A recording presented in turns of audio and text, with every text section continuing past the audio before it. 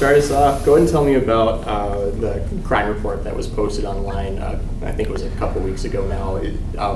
Is that something that Fargo PD does often, or is this something that you kind of brought into the department since you started as chief? Yeah, great question. So one of the things that we started focusing on is really our intelligence analysis of crime and pushing out data transparently to the community. So what we started doing in early 2021 is start to push out our monthly incident-based reporting summaries. And those reports are really an aggregate of each month individually. And then at the end of the year, you'll get an end-of-year tally. So what that kind of does is give you a snapshot of a particular month with all the various different crime categories that could be reported. And I think it's important for the community to recognize that the incident-based reporting, which NIBRS for short, is a much different reporting mechanism than they're likely used to. The FBI used to use what they would call summary reporting, which really focused on eight main crimes, 4 violent crimes and 4 main property crimes. And so those numbers were pretty much what was always talked about in the media. Incident-based reporting, which is now the standard by the FBI and we're fully compliant with, reports all different crime categories. It also has information about victimology and suspect information and arrest information. And so our idea in pushing that out to the community is to allow them to see, hey, what kind of activity goes on month to month, keeping in mind that those numbers will likely change and vary from month to month because sometimes we get a reported crime and it turns out through additional investigation that actually there was no crime or it was misreported or was some other type of different crime. Along with, it gets reported in August and maybe in September we actually make an arrest. So the arrest will show in September, and so it's kind of a moving target from that perspective, but it does give everyone kind of a good monthly snapshot. Is this something that you've been doing every month? Yeah, we've been pushing that out on a monthly basis. One of the things that we'll be focusing on with our department reorganization and the expansion of our intelligence and analysis unit, the onboarding of additional crime analysts, is to kind of further be able to dig down into some of that crime, identifying patterns, both suspects and locations for our officers to focus on in their particular beats. And that's something that the department has done previously, but now we'll be able to do that at I think a more intense, more emphasized approach. And so I'm really looking forward to that. And as we acquire more data, not only just crime, some of the other things we push out are the use of force statistics for our community to see how many arrests, how many calls for service, and then within all of those, how often do we actually use force, which is a very small amount compared to the amount of contacts and calls that we take on an annual, monthly basis. So all those kinds of internal things, traffic stop demographics, there's a whole host of things that we will be working on in that intelligence and analysis unit once everyone's on board and be able to push out. Is NIBRS, if I'm saying the acronym correctly, is that the same type of reporting system that you used back when you were in Beloit and your other past jobs? Yes, we did, yeah. And that's been a transition for departments nationwide, probably I'm over the last really 10-year period, maybe even longer. So the FBI has continued to kind of provide more time to agencies to make that transition because it required software changes in their RMS systems. And January 1 of 21 was their cutoff, and that's basically the direction they're going. And I think most agencies are in compliance across the U.S. Gotcha. And so just kind of looking at the data itself, looking at the table sheet, just the raw numbers itself, kind of like to bring some context to kind of what this all means. So you have like a column for offenses reported, offenses cleared. What parameters need to be met for an offense or a reported crime on this chart to be cleared? To be cleared. So cleared means basically cleared by arrest, which means we've identified a suspect. We have arrested them, brought them before a prosecutor for charges. So that's a cleared by arrest status. There are some other unusual clearances as an exceptional clearance. Let's say we've identified a suspect and they die or they commit suicide or things of that nature. That's also an exceptional clearance. We may have a warrant that's very, very dated. We did a purge when I was working in Milwaukee of warrants that were over 80 years old. Essentially, the suspect couldn't be alive anymore, and we just never found him. We've also had some situations where, excuse me, we know where the suspect is, and they're in Mexico, and we can't extradite him back. So it might be cleared because we know where the person is, we can't get him back to the U.S., but the warrant is still active. So there's most often, though, a clearance is going to say that there was an arrest and referral to a prosecutor. Gotcha. So, for example, rapes, 63 reported. Is that 63 reported year to date, or is that the grand total amount of reported rapes that you have in your? I think what you're looking at is, yes, they did a year to date kind of a snapshot. Yes, yeah. So 63 is correct. Gotcha. So, 4 cleared, 1 arrest. So the other 3, kind of like you said, those other various types of varying parameters that could be met if it needs to be cleared. If they're you can't get them. Right. So, yeah. Okay. So kind of like on paper, when you look at it, reported to cleared as a ratio, it would appear, just by the data set, and this is me just kind of looking at the numbers, it would appear that there are a lot of these crimes that still have yet to be cleared. Is this kind of like what you would see as a normal ratio of reported to cleared? Yeah, and that's correct. Certain crimes have different levels of what you would say would be a average clearance rate. So in the FBI report that they push out annually, the 2020 report just came out last week, it would show average clearances for homicide. They'd have like a nationwide clearance rate for homicide, which or murder, which is, last I looked at it, around 50% rate, if not lower, and especially with the surge in murders that have been seen nationwide, so that national stat's going to go down. Comparably, we're doing much better than that. We've got 2 out of 3 cleared this year, 67%. And the year before, we cleared 6 out of 7 last year, and that's 86% clearance. So while we have these murders that are, of course, not acceptable, our clearance rate on them is pretty good. Gotcha. Obviously, that's murder's a pretty bad crime by comparison. Yeah, it doesn't get too much worse than that. So the fact that the clearance rate for that's better than the national average, that tells you that you guys are doing a pretty good job at the very least for murder. Yeah, I think that's definitely a good metric, and certainly it requires a lot of work and effort for us to do that, but we have a good team here, and that coupled with our community participation and support, because frankly, there's a lot of crimes we would not clear without our community cooperation and collaboration. There's folks out there, if you went down this list, there's folks in our community that probably know people who committed all of these offenses, anecdotally, but it's the level of cooperation and that we have with them to help clear some of these things. And certainly those most violent crimes are of significant concern to the community. Yeah, so you got a good community, you got a good team. Yes. Yeah. For some of the other crimes, and again, this is me not knowing kind of what the normal trends are, but sure. Going back to rape, the ratio from reported to cleared for that, to me, looks pretty low. Mm-hmm. Yeah, and I would agree with that. Is that normal, or is that below average? Well, I don't know if it's normal from a Fargo perspective, 6% roughly clearance rate so far year to date.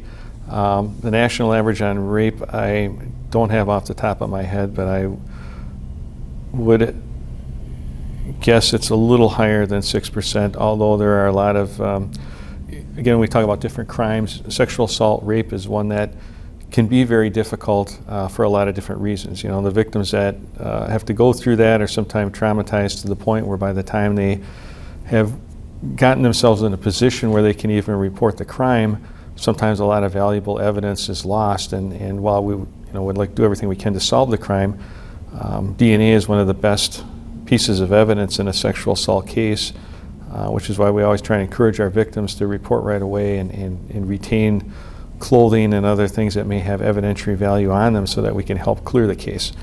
Sometimes that just doesn't happen for understandable reasons. So different crimes have different complexities in terms of their likelihood to be solved. So rape's a tough one.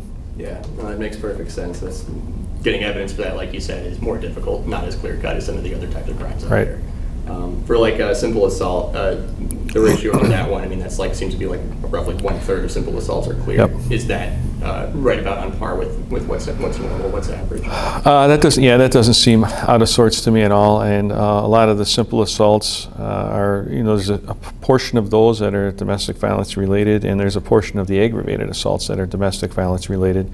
A larger percentage of those are cleared by arrest, obviously, because the people know the actor, the suspect, and we can get those crimes cleared. We have a lot of simple assaults, even, conflicts in, at bars, etc., things of that nature where, they either know the person or they don't know the person, and so that, I don't see that 32% actually are pretty close on your math. Seems about average. Okay. Yeah, it's all math in my head. I did not pre-calculate these percentages. Yeah, but you did okay. Yeah. All right, sweet. All right, I was a not a very great math student, at least through high school, but a little better in college, I hope.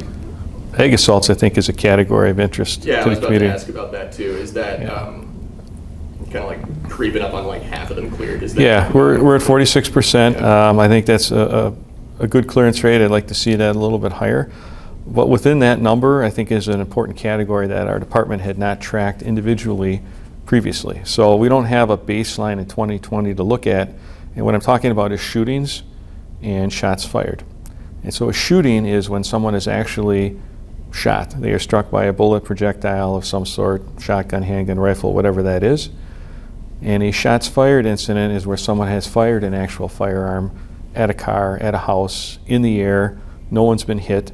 Still a serious offense, but two different types of crimes that kind of get melded into that aggravated assault category. And so we have, since the beginning of the year, kind of culled those numbers out because I think those are important. You look at a large amount of aggravated assaults. Last year we finished with a little over 400 total. How many shootings and shots fired are in there? So we're able to report now that we've taken this enhanced view that so far this year we've had 6 shooting incidents. So 6 incidents where people have been shot, and a total of 8 persons have been shot in those incidents. 3 of those 6 are cleared by arrest, so 50%, and 2 of the remaining 3 are under active investigation. So from a shooting perspective, I think that's a relatively low number for a city of our size compared to other cities. I think if you look as a comparable to Billings, Montana, both their homicide and if they calculate shooting separately, but I'm likely guessing their aggravated assault rate is going to be much higher than what we have here in Fargo. They're about 105, 110,000, very similar to what we have here in Fargo and in our general region. And then on our shots fired, year to date we have 24 shots fired incidents. 11 of those are cleared, so just about 47%, 48% of those are cleared by arrest. And so that's a tough category to investigate. A lot of times we get sent after the fact. People hear shots, you go out there, your car's hit, your house is hit, or there's random casings in the street, and we don't necessarily have a witness or even a victim per se at the beginning. So I think from that perspective that we have a very good clearance rate in those cases, and a lot of those clearances, not only good police work, but excellent community involvement. Video has helped us a lot from community members and businesses to help put a lot of that together. Gotta love the security systems, those Ring doorbell cameras. And Oh, they're really outstanding, yeah. Yeah. You mentioned Billings. What was the numbers for Billings aggravated assaults again? I don't have their numbers, That's okay. but Yeah. if you check it out online, I have some affiliation with Billings PD, so I'm aware of what their numbers are, yeah. Gotcha, okay. And I don't mean to kind of, cherry pick some of the Sure. lower numbers. I just want to know from you kind of what this means to you. Okay. Burglary, breaking and entering, 80 cleared, nearly 800 reported. Right. Kind of go and talk to me about if that to you is normal, if that to you is something. 10%, off the top of my head, usually the clearance rate for burglary nationwide is probably not much higher than 10%. I think we're right around that national ballpark, but again, our goal obviously is to clear more of those crimes. That's actually one of the crimes that I think is most prevalent in our community. If you were to say what's the biggest crime that we have to deal with, it's burglaries, and it's a variety of things from garages to houses to other buildings and so forth. And there's a lot of reasons for burglaries and thefts are perpetuated for a lot of other reasons. Sometimes it's addiction issues as opposed to just straight criminality. But that's certainly a crime that we see a lot of here in Fargo.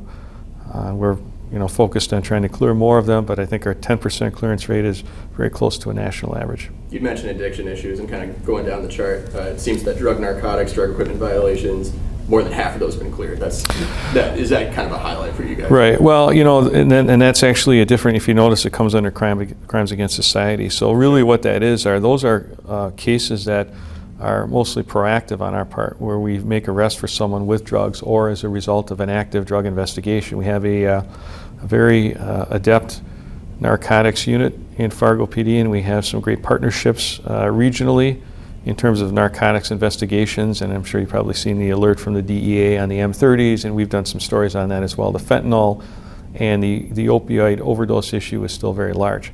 And so these units are very good, along with even just our street cops who make stops and come across people with drugs and make those arrests. So that's what those numbers are. And so actually, we should have a very high clearance rate because normally we've got the person with us. Some of those other ones that aren't cleared are probably either open narcotic investigations, or in some instances, we either have narcotics that are turned over to us or that are abandoned and that kind of thing, and there's no case to put together. Got it. Okay. So like you'd mentioned, many of the ones that have been cleared, those are either people that you already had or, you know. Yeah, it's gonna be part of a search warrant, it's gonna be part of an investigation, or it's a stop and I arrested you on a warrant and you had narcotics on you or something of that nature. Got it. Okay.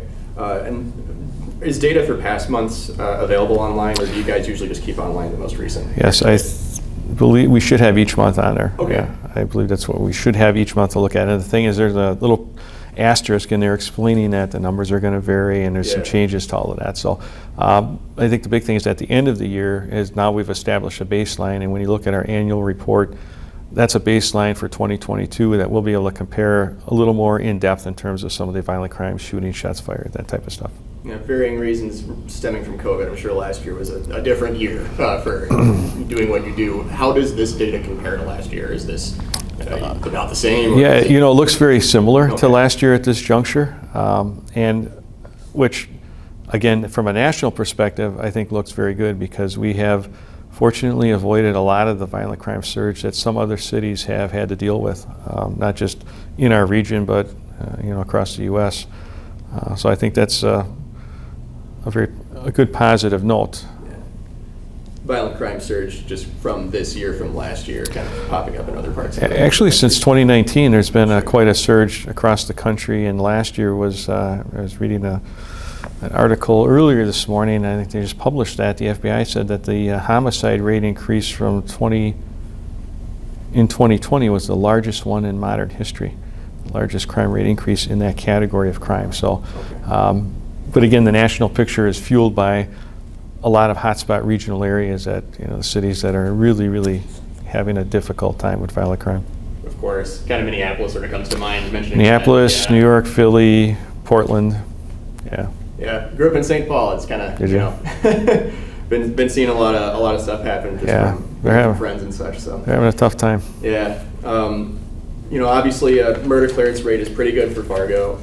Looking at some of the other data here, is there any aspect, anything you see on the sheet that you think that we could do better on this and this? Is there anything that you hope to do better on and have a higher clearing? Well, I think we can do better in all of them, and obviously our goal is to improve clearance rates across the board. And again, as part of our department reorganization, not only have we'll add an expanded intelligence and analysis unit, but we've created permanent detective positions. So previously, our investigations unit was staffed by folks who were on a 5-year rotational type of thing. So you could work in an area, let's say you worked in violent crimes for 5 years and you got very astute at it, and now you had to rotate out. And now we bring someone else in new who's learning those investigative ropes from step one. That has an effect on our ability to clear crime simply because those folks just aren't up to speed. They haven't had the level of experience and knowledge that someone with 5 years or more does. And that's just really, I guess, basic development of your personnel. So from that perspective, I feel very good about our ability to increase our clearance rates going forward now that we'll have a designated full-time group of folks who can only just continue to get better. And they will also train still have some rotational people in that mix who can be trained and exposed to investigative techniques, whether they go on to promote to detective or whether they go back into neighborhood services and as part of their patrol duties put that knowledge to use. Any long-term goals you have for the department, either stemming from the data here or just in general as chief? No, really, it's just a sense of urgency on our violent crimes, a focus on persons and locations, because it's really a small amount of people who are committing crime in our city, and there's a few locations in which a lot of things occur, and so we really just need to use our data and our intelligence and focus in on that. We'll increase clearance rates, and you'll see a reduction in some of these crimes. The other pieces that we have to deal with, of course, mental health and addiction issues. We're working collaboratively with community service providers and other entities to try and address those issues, which have an effect on crime as well. So I mean, it's really kind of a ubiquitous approach here, but in all angles we're trying to increase our sense of urgency and collaboration. Right. I'm sure handling the mental health stuff is that I imagine must prevent some of these crimes from happening in the long term. Yeah, it's difficult. A lot of folks that are in those positions get involved in things, and yeah. Got it. You'd mentioned a small amount of people in few locations. If you don't mind me asking, what are the few locations in town that you guys kind of focus on? Well, I think that's just part of our intelligence approach, so I don't know if I want to specifically talk about that, but it changes over time as well. Sometimes we will have a particular, let's say a motel, for example, in which, because of maybe the transient nature or it just happens to be the place where people, let's say, involved in narcotics go to, that becomes, maybe we would call a hotspot or an area of focus. And once we've dealt with that and we've seen maybe to get that under control, there might be a different area that we focus on. So, that it changes, but the department focuses in on those as part of their analysis. Kind of digging around for other data, I found some very, similarly laid out data from Beloit, Wisconsin in 2019, where you were at before. Clearance rate was higher, but then again, the population there is like a fraction of Fargo's. Right. Is that kind of the main reason why there's a difference there? No, I don't think so, because I mean, it should be, it's the number of crimes, I think, and then how many people do you have working on those crimes? So Beloit was different in terms of its size. You didn't have as many investigators, but they did a very good job at clearing those crimes, and that's exactly the same approach we took there, is this increased sense of urgency on these violent crimes, getting investigators out on scene, which means that we're calling them in a little more than maybe had been done previously, so that we don't lose those important pieces of evidence or investigative leads. So it's very similar process, though, you're right. Gotcha, okay. And anything that you noticed transitioning from a city of that size to good old 120,000 people in Fargo?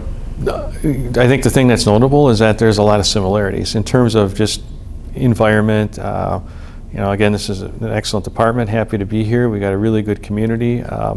We just need to keep on building upon the successes, but operationally as a department, there's a lot of similarities, between Wisconsin and here, just in terms of things that bringing in an enhanced intelligence-led approach and putting people in the right roles and responsibilities and bringing in technology to create some efficiencies for the cops.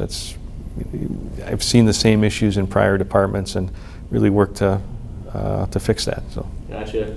Kind of last question, I noticed there were a lot of zeros, no prostitution, no incest, no purse snatching or anything like that reported. Okay, that's good, I guess. Yeah. Are those, anything that has a zero next to reported, does that come off as fairly normal for a city of our size? Yeah, I guess. Sure. I don't have a long-term perspective on Fargo per se, but I guess that's actually a positive. You don't see people walking down the street and getting their purse snatched or getting attacked. We have, recently had some street robbery situations that are egregious, and certainly we want to identify those perpetrators and bring them to justice, and we will. But by and large, a very safe city. Yeah. Anything else you wanted to say while I got you here? I guess thank the community for their continued cooperation and support, and I just want them to know that everyone here at the department is working hard to keep things safe for them. Okay. Anything else you wanted to mention at all? Okay. All right.